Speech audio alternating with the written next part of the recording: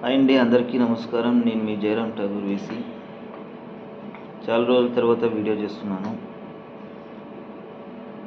అది ఇప్పుడు ప్రస్తుతం టైం వచ్చేసి మిడ్నైట్ 1 గంటకి వీడియో చేయడం అనేది జరుగుతుంది. అందుకే ఇలా క్యాప్ వేసుకోవడం అనేది జరిగింది. చలిగా ఉందండి కొద్దిగా. బట్ ఈ వీడియో చేయడానికి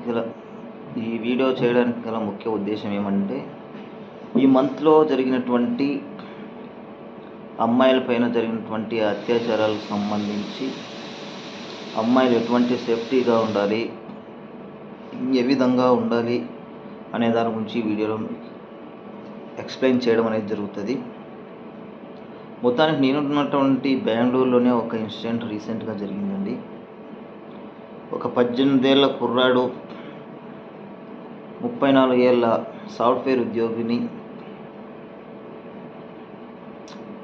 అంటే చెప్పాలంటే ఆ విషయం చెప్పను, నేను డైరెక్ట్గా చెప్పదలుచుకోలేదు. అత్యాచారం చేయబోయి సమ్ సిచ్యువేషన్లో మర్డర్ చేసి మొత్తం రూమ్ అంతా కాల్ చేసి చాలా ఇచ్చేసేయడం అనేది జరిగింది.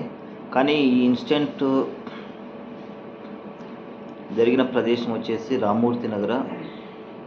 అమ్మాయి పేరు చెప్పదలుచుకోవట్లేదు. ఆ యువతి వచ్చేసి అసెంచర్ కంపెనీలో సీనియర్ సాఫ్ట్వేర్ ఇంజనీర్గా చేస్తుంది.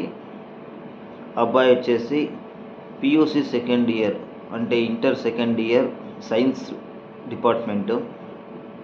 చాలా చక్కగా చదువుకునే అబ్బాయి, 97% ఎస్ఎస్ఎల్సి రిజల్ట్స్ ఉన్న అబ్బాయి. ఇప్పుడు ప్రస్తుతం పియూసీలో కూడా చాలా మంచి ఔన్నత్యంతో మంచిగా చదువుకునే ఒక అబ్బాయి ఇలాంటి పనికి పాల్పడ్డాడు అంటే నమ్మశక్యం కాని విషయం. బట్ నమ్మాలి, ఎందుకంటే ఈ ఇన్సిడెంట్ జరిగింది బెంగళూరులో రామ్మూర్తి నగర్లో జరిగింది ఇన్సిడెంట్. అబ్బాయి పేరు చెప్పను, ఆ అమ్మాయి పేరు చెప్పదలుచుకోలేదు, వారి పూర్తి వివరాలు కూడా చెప్పదలుచుకోలేదు, ఎందుకంటే వారి తల్లిదండ్రులను బాధపెట్టదలుచుకోలేదు. ఈ వీడియోలో చాలామంది చేశారు. బట్ నేను ఆ విధంగా వాళ్ళని గుచ్చి బాధపెట్టడం అనేది ఉండదు. బట్ ఇక్కడ జరిగిన దాంట్లో ముఖ్యంగా చెప్పాలంటే, అమ్మాయిలు ఎప్పుడే కానీ అవుట్ సైడ్ జాబ్ చేయడానికి వెళ్ళేటప్పుడు చాలా జాగ్రత్తలు తీసుకోవాలి. ఒంటరిగా ఎప్పుడే కానీ ఉండొద్దండి. లివింగ్ చేసేటప్పుడు, స్టే చేసేటప్పుడు సింగిల్గా ఎప్పుడూ స్టే చేయకండి. ఒకవేళ మీరు ఫ్రెండ్స్తో ఉంటున్నట్టయితే ఫ్రెండ్స్ అందరూ కలిసి ఉన్నప్పుడు మాత్రమే కరెక్ట్గా మీరు స్టే చేయడం అనేది నేర్చుకోండి. ఒకవేళ పీజీలో ఉన్నారంటే పీజీలో సెక్యూరిటీ అనేది ఉంటుంది, ఎటువంటి డేంజర్ అనేది ఉండదని నా నమ్మకం. పీజీలు కూడా బెస్ట్ అని చెప్పొచ్చు. ఎందుకంటే ఇలా సింగిల్గా ఆ అమ్మాయి మరణించడానికి గల ముఖ్య కారణం ఏంటంటే, అక్కడ పర్సన్ సింగిల్గా ఉందని గెస్ చేసి ఆ అబ్బాయి ఈ ఆఘాతకానికి పాల్పడ్డాడు. బట్ అక్కడ డబుల్ పర్సన్ ఉన్నారు అంటే ఆ అబ్బాయి కొద్దిగా ఆ పని చేయడానికి కొద్దిగా వెనుక చేస్తాడు. బట్ ఇంకోటి ఏమంటే, మనలో కూడా ఎంత లోపం ఉంది, ఆ అమ్మాయిలో కూడా ఏం లోపం ఉంది, ఆ అబ్బాయి అలా చేయడానికి గల కారణాలు ఏంటి అని తెలుసుకున్నట్టయితే. బట్ కమ్యూనికేషన్ ప్రాబ్లమ్స్, కమ్యూనికేషన్ అనేది మాటలతోనే కాదండి, మన మొత్తం బాడీలో మూమెంట్తో కూడా ఒక కమ్యూనికేట్ చేయగలము. మనం స్మైల్ ఇస్తూ కమ్యూనికేట్ చేస్తే ఒక విధంగా ఉంటుంది, మనం ఇలా ఉంటూ కోపంగా ఉంటూ స్మైల్ చేస్తే ఒక విధంగా ఉంటుంది. మనం మాట్లాడే పద్ధతిలో కాకుండా మనం మొహం సైగలతో కూడా ఒక కమ్యూనికేషన్ అనేది మనం ఇవ్వగలుగుతాం. ఒక స్మైల్ ఇవ్వడం కానీ, ఏ విధంగా అయినా సరే. ఆ అబ్బాయి ఏమయ్యాడంటే అట్రాక్షన్కి గురయ్యి ఈ విధంగా చేయడం అనేది జరిగింది. బట్ వెల్ డిసిప్లైన్డ్ లైఫ్లో ఇటువంటి ఆ అబ్బాయి దగ్గర ఉండుంటే ఇటువంటి పని చేయడానికి నా నమ్మకం. ఎందుకంటే వెల్ డిసిప్లైన్డ్ పర్సన్స్ ఎవరైనా కానీ, స్టూడెంట్ కానీ లేదా జాబ్ చేసే వ్యక్తి కానీ ఎవరైనా కానీ వెల్ డిసిప్లైన్డ్గా ఉన్నాడు అంటే ఫస్ట్ ఆఫ్ ఆల్ ఆ పర్సన్ టైం టేబుల్ మెయింటైన్ చేస్తుంటాడు, ఈ టైంకి ఈ వర్క్ చేయాలని.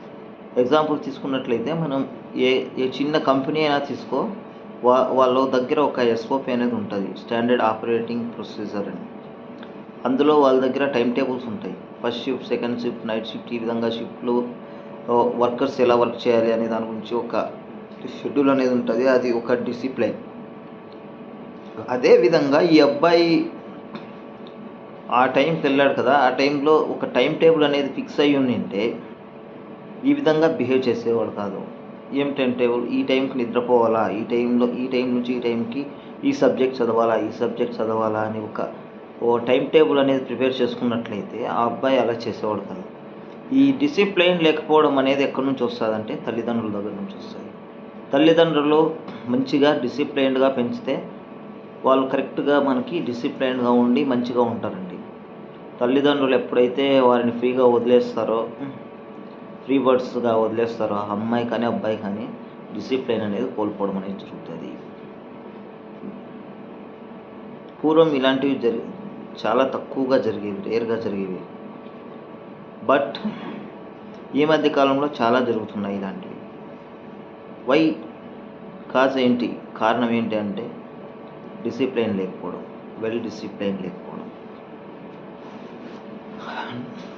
డిసిప్లైన్ ఉన్న వ్యక్తి ఎవరే కానీ ఈ విధంగా చేయరు. ఆ అబ్బాయి దగ్గర డిసిప్లైన్ లేకపోవడం వల్ల ఈ విధంగా చేయడం అనేది.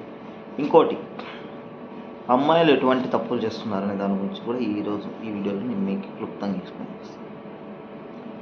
అమ్మాయిలే కానీ అబ్బాయిలే కానీ అమ్మాయిలు నడుచుకునే పద్ధతిలో ఎదుటివాడు మనల్ని సిస్టర్లా ఫీల్ అయ్యేలా నడుచుకోవాలి. మనం మాట్లాడే పద్ధతి కానీ, ప్రవర్తన కానీ, మన ఎక్స్ప్రెషన్స్ కానీ ప్రతి ఒక్కటి కూడా ఎదుటి వ్యక్తి మనల్ని సిస్టర్లా ఫీల్ అయ్యే విధంగా మనం నడుచుకోవాలి. ఇప్పుడు అక్కడ 34 years ఏజ్ ఉన్న ఒక సీనియర్ సాఫ్ట్వేర్ ఇంజనీర్ అమ్మాయిని 18 years old స్టూడెంట్, ఇంకా మైనర్ అలా బయటకు వచ్చేస్తాడు. 18 years old ఉన్నటువంటి బాలుడు, ఒక స్టూడెంట్ ఈ విధంగా రేప్ అండ్ మర్డర్ చేయడం అనేది చాలా వరకు రేర్. ఇందులో ఆ అమ్మాయి ఏ విధంగా నడుచుకున్నదో మనకు తెలియదు. ఈ అబ్బాయి ఎందుకు అలా చేశాడో తెలియదు మనకి. ఆ అబ్బాయి ఎక్స్ప్లెయిన్ చేసిన దాని ప్రకారం చూస్తే ఇలా చేసింది అని చెప్పాడు. బట్ మనం నడుచుకునే పద్ధతిని బట్టి కూడా ఎదుటి వాళ్ళు అట్రాక్ట్ అయ్యే ఛాన్స్ ఉంటుందండి. అందుకే మనం అమ్మాయిల్లో ఏముంటుంది, మనం ఈ విధంగా మాట్లాడితే ఏమనుకుంటారో అని ఎక్స్ప్రెషన్స్తో వాళ్ళు ఫీలింగ్స్లో తమ్ముడు అనే భావన ఉంటుంది, లేదా అన్న అనే భావన ఉంటుంది. బట్ డైరెక్ట్గా ఎక్స్పోజ్ చేయాలండి, ధైర్యంగా ఎక్స్పోజ్ చేయాలి. మీరు మా తమ్ముళ్ళు ఎక్కున్నారు, నువ్వు మా అన్నలు ఎక్కున్నావు అని ఎక్స్ప్రెస్ చేయండి. వాళ్ళు మనకు సిస్టర్ అనే ఫీలింగ్ అనేది క్రియేట్ చేయండి. అదే అబ్బాయిలకి చెప్తున్నాను. ముఖ్యంగా ప్రతి ఒక్కరు కూడా అబ్బాయిలు ఈ మధ్య కాలంలో చాలా వరకు డిసిప్లైన్ లేకుండా ప్రవర్తిస్తున్నారండి. డిసిప్లైన్ అనేది చాలా ఇంపార్టెంట్. అబ్బాయిలు ఎక్కువ డ్రింక్ అడిక్ట్ అయ్యే వాళ్ళు ఉన్నారు, ఈ మత్తు పదార్థాలకు అడిక్ట్ అయ్యే వాళ్ళు ఉన్నారు. డ్రింక్, ఈ మద్యంలో ఉన్నప్పుడు ఏం చేస్తున్నాము అనేది ఎవ్వరికి ఇది ఉండదండి. కొట్టడానికి వెనుకాడరు, చంపడానికి వెనుకాడరు. ధూమపానం, మద్యపానం ఆరోగ్యానికి హానికరం అని ఎలా అంటారో ఆ విధంగా మద్యపానం అనేది చాలా హానికరం అండి. మద్యంలో ఉన్నప్పుడు ఏం చేస్తున్నాం అనేది గుర్తుండదు, చేసిన తర్వాత బాధపడితే ఏమీ తిరగదు. అందుకు మద్యానికి అడిక్ట్ అవ్వడం అనేది మానేయండి. ఈ మధ్యకాలంలో స్టూడెంట్సే ఎక్కువ మద్యానికి అడిక్ట్ అవుతున్నారు. ఇలా అడిక్ట్ అవ్వడానికి మెయిన్ రీజన్ పేరెంట్స్ సరిగా డిసిప్లైన్డ్గా పెంచకపోవడం. యాక్చువల్గా నేను చెప్పాలంటే నా లైఫ్లో కూడా చిన్నతనంలోనే మా నాన్న చనిపోయారు. బట్ వెల్ డిసిప్లైన్డ్ అనలేను, కానీ ఒక విధంగా చెప్పాలంటే బ్యాడ్ హ్యాబిట్స్కి అడిక్ట్ కాలేదు. ఏ అమ్మాయిలతో కూడా తప్పుగా బిహేవ్ చేయలేదు. ప్రతి ఒక్కరిని సిస్టర్లా భావిస్తాం. వై ఇలాంటి ఫస్ట్ ఆఫ్ ఆల్ మనం కమ్యూనికేషన్ అనేది చాలా వరకు మస్ట్ అండ్ షుడ్ ఇంపార్టెంట్. మనం మాట్లాడే పద్ధతిని బట్టి ఎదుటివారు మనల్ని అప్రోచ్ అవ్వడం అనేది జరుగుతుంది. ఎదుటివారి అప్రోచ్ని బట్టి మనము అడిక్ట్ అవ్వడం అనేది జరుగుతుంది, అట్రాక్ట్ అవ్వడం అనేది జరుగుతుంది. బట్ నా వరకు అయితే ఎదుటివారు ఏ విధంగా బిహేవ్ చేసినా నేను వాళ్ళని తప్పుడు ఉద్దేశంతో చూడను. ముఖ్యంగా చెప్పాలంటే ఈ వీడియోలో మెయిన్ ఏం చెప్పాలనుకున్నాను అంటే, అమ్మాయిలు ఎవరైతే ఉంటారో బయటకు వెళ్ళి జాబులు చేయాలనుకుంటుంటారో వాళ్ళు సింగిల్గా అంటూ స్టే చేయకండి. చాలా వరకు రిస్కీగా ఉంది. ఎందుకంటే అందరూ ఒకేలా ఉండరు. అబ్బాయిలు అందరూ ఒకేలా ఉండరు. మనకు తెలియకుండానే మన మృత్యు మన వెనకాల ఉంటుంది. ఇది ఏ విధంగా అంటే, ఈ బెంగళూరు రామ్మూర్తి నగర్ ఇన్సిడెంట్. ఆ అమ్మాయి ఎక్స్పెక్ట్ చేసి ఉంటుందా, ఈ అబ్బాయి ఇలాంటి వాడు ఈ విధంగా నా పైన ఫీలింగ్స్ పెట్టుకున్నాడని ఎక్స్పెక్టే చేసి ఉండదు. అన్ఎక్స్పెక్టెడ్గా జరిగిపోయింది. అందుకే మన సేఫ్టీలో మనం ఉండాలి. ఆ అబ్బాయి కూడా ఎంతో బాధపడుతుంటాడు. ఇప్పుడు ప్రజెంట్ ఇలా చేశానని ఆ అబ్బాయి బాధ ఎక్కువ ఉంటుంది ఆ అబ్బాయి దగ్గర కూడా. బట్ అయిపోయిన తర్వాత బాధపడితే ఏమీ కాదు కదా. ముందుగా ఫర్ ఎగ్జాంపుల్ చెప్పాలి అంటే, మీకు ఒక రోడ్డు ఉంది. మనం రోడ్డు తీసుకుందాం, ఎగ్జాంపుల్ తీసుకుందాం. రోడ్ సేఫ్టీ మనం ఎంత సేఫ్టీగా చూసుకున్నా యాక్సిడెంట్లు అనేవి జరుగుతూనే ఉంటాయి. కానీ మనం చేయాల్సింది ఏమి, తగ్గించగలగాలి అంతే. ఇటువంటి వారు ఉంటారు. బట్ తగ్గించాలి అంటే సేఫ్టీ ఫస్ట్. ఎటువంటి సేఫ్టీ తీసుకోవాలి? సింగిల్గా స్టే చేయడం మానుకోవాలి. Some persons 3 or 4 members living stay చేసేటట్లు చూసుకోవాలి. మంచిగా ఉండాలి. సింగిల్గా స్టే చేయడం అనేది చాలా డేంజర్ అని నా వరకు అనుకుంటున్నానండి. ఈ ఇన్సిడెంట్ జరిగిన తర్వాత నాకు చాలా బాధ అనిపించింది. 34 years అన్మ్యారీడ్ పర్సన్ ఒక మంచి ఉన్నతమైన కంపెనీలో జాబ్ చేస్తూ వాళ్ళ తల్లిదండ్రులు ఎన్ని ఆశలు పెట్టుకుంటారో ఇటువంటివన్నీ ఆలోచించాలి. ఎందుకంటే ఇట్లాంటి ఇన్సిడెంట్లు జరిగినప్పుడు చాలా బాధ అనిపిస్తుంది. కలకత్తా డాక్టర్ కేసు కూడా ఇలా అయింది. అసలు ఎవరు చేశారో, ఎందుకు చేశారో అనేది కూడా తెలియకుండా ఇన్వెస్టిగేషన్ అంటూ అది అట్లే ముందుకెళ్తుంది. అందుకే అమ్మాయిలకు సేఫ్టీ లేదండి ఈ మధ్య కాలంలో. ఎందుకంటే డిసిప్లైన్గా పెంచడం లేదు కాబట్టి సేఫ్టీ అనేది లేకుండా పోతుంది. డిసిప్లిన్ అనేది ఉంటే అబ్బాయిలు కానీ అమ్మాయిలు కానీ వెల్ డిసిప్లైన్తో మనం పెంచగలిగితే ఇటువంటి సమస్యలు అనేవి రావు. ముఖ్యంగా చెప్పాలంటే ఇంకోటి, బహిరంగ ప్రదేశాల్లో మద్యం సేవించడం. నవ్యడేస్ బహిరంగ ప్రదేశాల్లో మద్యం సేవించే వాళ్ళు ఎక్కువ అవుతున్నారు. ఒక స్టేట్ అని కాదు, ప్రతి స్టేట్లో కూడా ఎక్కువ శాతం సౌత్ ఇండియాలో ఎక్కువ జరుగుతున్నాయి. సౌత్ ఇండియాలో ఏ స్టేట్లు అయితే ఉన్నాయో, కర్ణాటక, ఆంధ్రప్రదేశ్, తమిళనాడు, తెలంగాణ, ఈ 4 స్టేట్స్లో ఎక్కువ శాతం బహిరంగ ప్రదేశాల్లో మద్యం సేవించడం అనేది జరుగుతుంది. ఈ బహిరంగ ప్రదేశాల్లో మద్యం సేవించడం ఎలాంటి డేంజర్ అంటే, ఫర్ ఎగ్జాంపుల్ రోడ్ సైడ్ మద్యం సేవిస్తూ ఉంటారు. ఒక 10 మంది గ్రూప్ మద్యం సేవిస్తూ ఉంటారు. ఆ సమయంలో ఒక అమ్మాయి స్కూటీ వేసుకొని వెళ్తుంది. స్కూటీ వేసుకొని వెళ్తుంది. ఈ మద్యం మత్తులో వాళ్ళకి ఏమీ తెలిసేలేదు. ఏం కావాలో వాళ్ళకి ఓన్లీ కామంతో రగిలిపోతుంటారు. అటువంటి సమయాల్లో కొట్టడం కానీ, హింసించడం కానీ, ఫైనల్కి ఆ మత్తులో చంపేయడం కూడా జరుగుతుంది. ఈ మన వ్యవస్థ ఏదైతే ఉందో, గవర్నమెంట్ ఏదైతే ఉందో, పోలీస్ వ్యవస్థ పైన ముఖ్యంగా నేను చెప్తున్నాను. పోలీసు వ్యవస్థ బాగా స్ట్రాంగ్ అవ్వాలి. ఈ పోలీసులు చాలా స్ట్రాంగ్గా ఉండి ఈ బహిరంగ ప్రదేశాల్లో మద్యం సేవించే వాళ్ళ మీద మంచి యాక్షన్ తీసుకోగలిగితే కొద్దిగా కంట్రోల్ అయ్యే ఛాన్స్ ఉంటుందండి. చాలా వరకు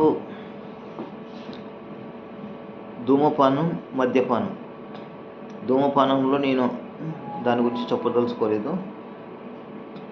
గంజాయికి అడిక్ట్ అయ్యే వాళ్ళు చాలా వరకు ఉన్నారు, చెప్తాను. మద్యపానం, ధూమపానం అంటే సిగరెట్స్ తాగితే వాడి హెల్త్ పాడవుతుంది, కానీ వేరే వాళ్ళకి హెల్త్ ఎలా పాడవుతుందంటే ఆ పొగ వెళ్ళడం వలన హెల్త్ పాడవుతుంది అనొచ్చు. బట్ రిస్క్ అనేది ఉండదు. సిగరెట్లో రిస్క్ చేయరు, మద్యంలో రిస్క్ చేస్తారు, ఈ గాంజాలో రిస్క్ చేస్తారు. ఎందుకంటే అక్కడ కాన్షియన్స్ అనేది కోల్పోతుంటారు, వాళ్ళు మత్తులోకి వెళ్ళిపోతుంటారు. ఇటువంటి సమయాల్లో ఎక్కువ దారుణాలు జరుగుతాయి. ఎదుటివారు ఎవరు ఏమనేది కూడా తెలియదు. కావాలంటే సొంత అక్కచెల్లెలను కూడా చంపేసే స్థాయికి వెళ్ళిపోతారండి. సొంత ఫ్రెండ్స్ను, చిన్నప్పటి నుంచి కలిసి ఉన్న ఫ్రెండ్స్ని కూడా చంపడానికి వెనుకాడరు మద్యం మత్తులో ఉన్నప్పుడు. అందుకే ఈ బహిరంగ ప్రదేశాల్లో మద్యపానం అనేది సేవించకుండా పోలీసులు అరికట్టగలిగితే ఇటువంటి ఇన్సిడెంట్లు చాలా వరకు తగ్గుతాయని నేను భావిస్తున్నాను. ముఖ్యంగా ఈ వీడియో చేయడానికి ముఖ్య ఉద్దేశం, బయట వేరే స్టేట్లకు వెళ్ళి సిటీల్లో ఉద్యోగాలు చేసుకునే అమ్మాయిలకు మాత్రమే ముఖ్యంగా సందేశం ఇవ్వాలని నేను వీడియో చేస్తాను. ఏ అమ్మాయి కూడా సింగిల్గా స్టే చేయకండి అమ్మా, పీజీల్లో చేయండి. పీజీల్లో ఎక్కువ మంది ఉంటారు కాబట్టి మీకు నాన్ రిస్కీగా ఉంటుంది. సింగిల్గా నువ్వు శాలరీ ఎక్కువ వస్తుంది, డబ్బులు ఎక్కువ వస్తున్నాయి అని చెప్పేసి మంచిగా ఒక అపార్ట్మెంట్లో రూమ్ చేసేసి బాగా క్లాస్గా ఉన్నాను, సేఫ్టీ ఉంటుంది అనుకుంటే తప్పు. ఎందుకంటే సింగిల్గా ఉండడం ఎప్పటికైనా రిస్కీగానే ఉంటుంది. నువ్వు అనుకుంటాడచ్చు నేను సేఫ్ జోన్లో ఉన్నాను అని, కానీ నీ చుట్టూ ఉన్న వాళ్ళలో ఎవరో ఒకరు ఈ అబ్బాయి లాంటి వాళ్ళు ఉండొచ్చు, లేదా స్పెషల్గా నిన్నే ఫాలో చేస్తూ నీతో చెప్పలేక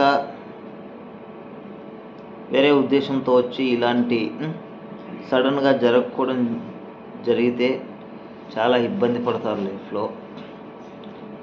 మీరు చేసే ఒక చిన్న పొరపాటు వల్ల మీ తల్లిదండ్రులకు కూడా జీవితకాలం బాధపడాల్సి ఉంటుంది. అందుకే చెప్తున్నాను, అమ్మాయిలు చాలా సేఫ్గా ఉండండి. మా దగ్గర ఫోన్ ఉంది, ఎమర్జెన్సీ సర్వీస్ ఉంది, మొబైల్ ఇచ్చేస్తున్నాను, నంబర్ ఇచ్చేస్తున్నాను. 2 times ఈ పవర్ ఆఫ్ బటన్ సడన్గా ప్రెస్ చేస్తే ఇన్ఫర్మేషన్ పోతుంది, వచ్చేస్తారు అనుకోండి, తప్పు. అది సేఫే, బట్ ఎక్కడ మీరు బయట ప్రదేశాల్లో సింగిల్గా తిరుగుతున్నప్పుడు ఎప్పుడో ఎమర్జెన్సీ జరిగింది అంటే అది సేఫ్లో ఉంటుంది.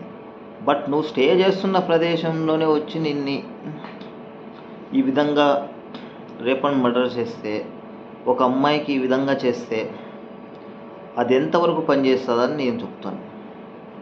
ఎందుకంటే ఒక దుండగుడు నీ రూమ్కి వచ్చి ఈ విధంగా చేస్తున్నాడు అంటే అతన్ని క్లోజ్ అయ్యన్నా ఉండాలి, లేదా నేను దాదాపు 15-16 డేస్ ఆర్ మంత్ లేదా కొద్ది రోజుల కాలం నుంచి దీన్ని ఫాలో చేస్తూ ఉండాలి. అలాంటి సమయంలోనే ఇలాంటి ఇన్సిడెంట్ అనేవి జరుగుతాయి. సమయానికి నీకు మొబైల్ అందుబాటులో ఉండదు, అందుకే చెప్పేది, సింగిల్గా ఎక్కడ కానీ అమ్మాయిలు వెళ్ళకండి, తోడు ఉంటేనే వెళ్ళండి. స్టే చేయడం కూడా సింగిల్గా ఎప్పుడు స్టే చేయకండి, చాలా ప్రమాదకరంగా మారుతుంది. ప్రస్తుతం ప్రభుత్వాలు, పోలీస్ వ్యవస్థ బలంగా చర్యలు తీసుకుంటే తప్ప ఇవి అరికట్టలేము. అట్లని చెప్పి రాజ్యాంగ సవరణ చేయాలా అవన్నీ చెప్పను నేను. బట్ కొద్దిగా స్ట్రిక్ట్గా అనేది ఉండడం అనేది జరిగితే చాలా వరకు అరికట్టగలుగుతాం. ఇంకొకటి, ఈ చట్టాలు ఏం తీసుకొచ్చాయి చూడండి. ఒకప్పుడు మా ఫాదర్స్ చదువుకునే సమయంలో టీచర్స్ చాలా వరకు బెత్తం తీసుకొని మంచిగా దెబ్బలు పడేవి. నేను కూడా దెబ్బలు తిన్నాను. బట్ నవ్వే డేస్ అటువంటివి ఏమీ జరగట్లేదు. ఎందుకు తెలుసా? ఫ్రీడమ్. ఇదేనండి ఫ్రీడమ్. స్టూడెంట్స్కి డిసిప్లిన్ ఎక్కడి నుంచి వస్తుందిరా అంటే, ఒకటి తల్లిదండ్రుల నుంచి, ఇంకోటి పాఠశాల గురువుల దగ్గర నుంచి. ఈ ఇద్దరి దగ్గర నుంచినే మనకి డిసిప్లిన్ అనేది వస్తుంది. ఈ డిసిప్లిన్ నేర్పించే వాళ్ళు భయం కాకుండా ప్రేమ చూపిస్తే అది ఒకలా ఉంటుంది. నాకెందుకులే అనుకుంటే అది ఇంకోలా ఉంటుంది.